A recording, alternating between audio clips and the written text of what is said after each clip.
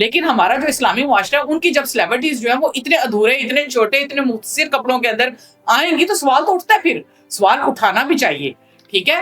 اب ریسنٹ ایک میں پوڈ کاسٹ دیکھ رہی تھی، ایک پروگرام چل رہا تھا، اس کے اندر ہماری ایک بڑی فیمس سلیبریٹی بیٹھی ہوئی تھی، اور وہ بڑا فخریہ، میں کہتی ہوں کہ ان کی بے حیائی کو دیکھ کے، ان کی ڈٹھائی کو دیکھ کے کیا میں قربان ہو جاؤں ان کے اوپر.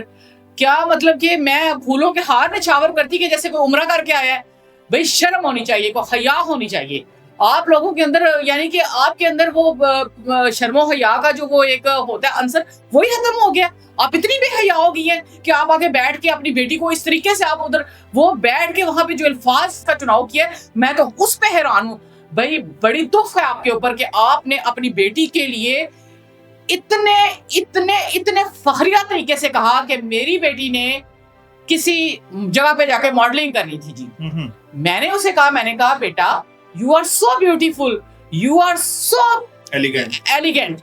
I just want to, yes, you just looking like wow. جاؤ جا کے کچھ بھی کر سکتی ہو، you can do anything.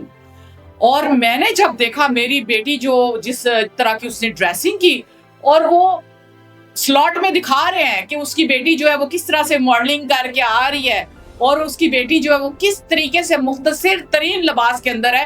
اگر وہ نہ بھی پہنتی تو کچھ بھی حرج نہیں تھا. جی یہ ابھی ریسنٹ ہماری اپنی پاکستانی جو خاتون ہے اور سلیبریٹی ہیں، وہ فخریہ بیٹھ کے اپنی اس وہ جوان بے حیا بیٹی کے لیے، اور بے حیا ماں، اور اس کی وہ پھر آپ کہہ رہے ہیں آگے، آپ مجھے کہہ رہے ہیں آپ ہیرا منڈی کہہ رہے ہو. میں ہیرا منڈی کے الفاظ نہ استعمال کروں تو کون سے الفاظ استعمال کروں کہ اس عورت نے اتنے فخریہ کہا کہ میری بیٹی ماشاءاللہ سے. اس نے پھر جب وہ ماڈلنگ وہاں پہ کی تو وہ بہت ہی زیادہ اس کی اتنی وہ وائرل کی کہ پوری دنیا نے اس کو پسند کیا.